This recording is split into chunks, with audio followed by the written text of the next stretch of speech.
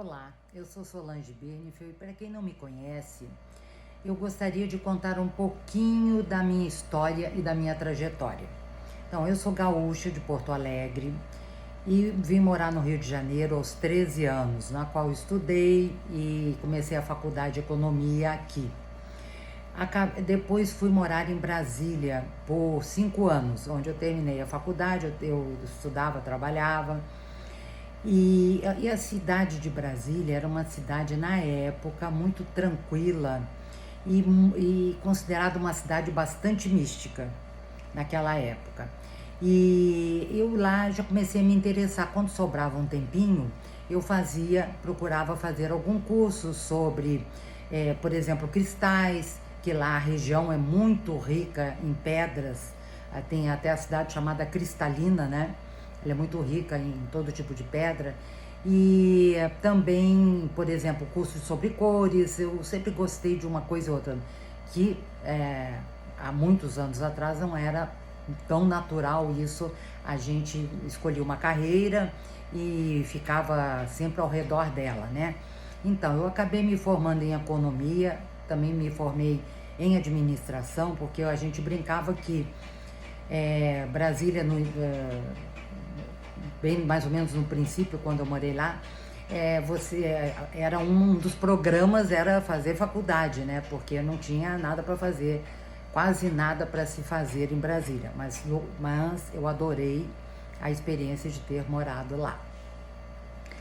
E eu fiz então economia, fiz administração e depois, quando eu voltei para o Rio de Janeiro, 5 anos após, e aí também trabalhando, já formada, já estava formada há 3 anos, e eu aqui fiz uma pós-graduação em finanças, quer dizer, nada a ver com o que eu faço hoje, né? Então, e no final da minha vida de economista, eu morei em São Paulo, na qual eu conheci o Feng Shui, que era algo que eu nem nunca tinha ouvido falar. E como eu tinha um tempo lá, porque eu fiquei em São Paulo 2 anos, mas a família ficou no Rio, então ficava indo e voltando, eu tinha um tempinho a mais lá para estudar alguma coisa. E então eu comecei a estudar, eu fiz todos os cursos da Sociedade de Feng Shui, São Paulo, e aí a gente começa a aplicar aquilo aonde você mora, na casa da cunhada, na casa da irmã, da mãe. Você vai vendo aquele resultado super rápido quando a pessoa realmente faz o que tem que ser feito. E eu comecei então a me dedicar a comprar muitos livros, a fazer outros cursos com outros mestres, porque é bastante importante que se tenha mais de um mestre, porque cada mestre tem um olhar sobre o assunto. Primeiro que Feng Shui tem muitas e muitas e muitas escolas. Tem algumas que nós conhecemos, são as que mais deram certo aqui no Ocidente, né? Que seria, por exemplo, a escola tibetana do Chapéu Negro, do mestre Lin Yun. Agora, tem muitas outras escolas, tem a escola do Bazai, que a análise é feita de uma maneira completamente diferente, né? Então, é o tipo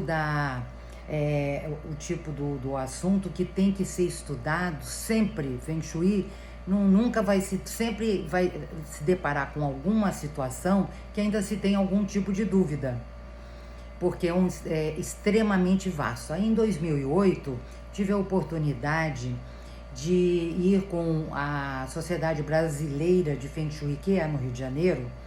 Ela levou um grupo para a China para um curso na qual nós estudamos tudo, quer dizer, fizemos assim, tipo um pós-graduação, era para quem já trabalhava na área, né?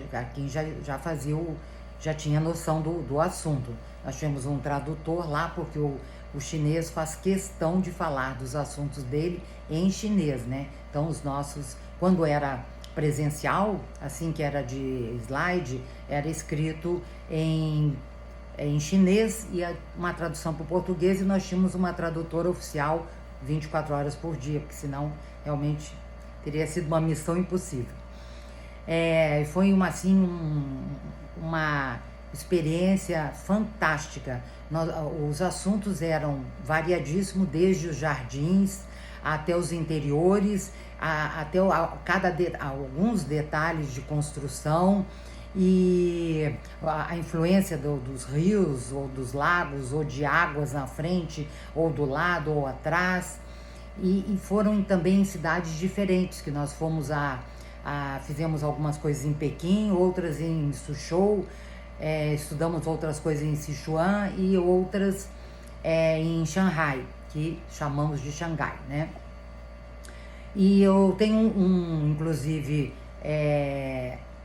vocês poderiam ver, eu tenho um site que é www.fengshui.blog.br. Não é um blog, é um site. Lá inclusive tem os mestres todos que eu estudei, que na realidade eram professores universitários, pós-doutorados, tem até o currículo deles lá. E inclusive um curso que eu fui fazer em 2014 com um mestre americano que eu fiz lá em Nova York, o mestre R.G. Chin. Nós conversando, ele me disse que 2 dos mestres que eu fiz, ele também havia estudado muitos anos antes, quando ele esteve lá pelo Tibete, ele passou uns anos morando por lá. E 2 eram até os mesmos mestres que os meus. Então, eu pensei assim, quando eu me aposentei, eu pensei, bom, realmente eu gostei muito desse assunto do Feng Shui e acho que ele pode melhorar muito a vida de todo mundo.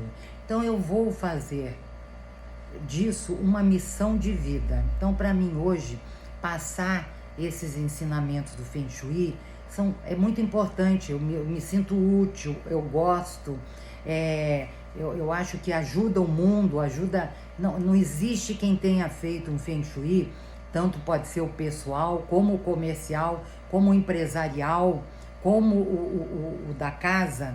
Ninguém nunca me disse, olha, eu fiz, não adiantou para nada, nunca.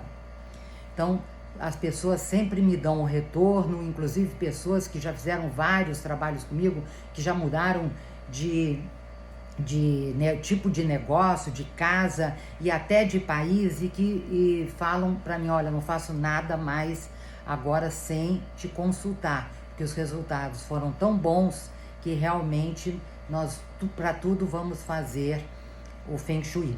Agora, é claro que o Feng Shui, como tudo na vida, é merecimento.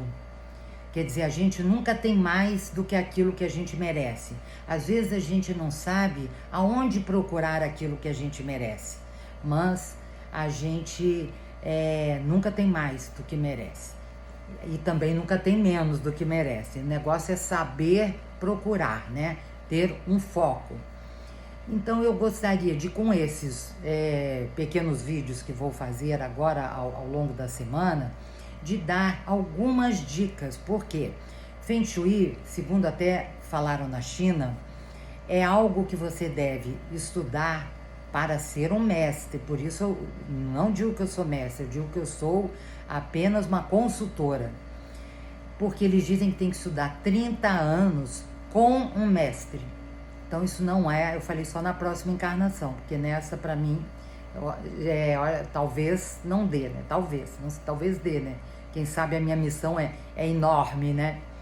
Bom, então, vocês inclusive, se tiverem, durante o que eu for falar, tiverem algumas dúvidas, vocês podem me mandar as perguntas, que na medida do possível eu vou respondendo.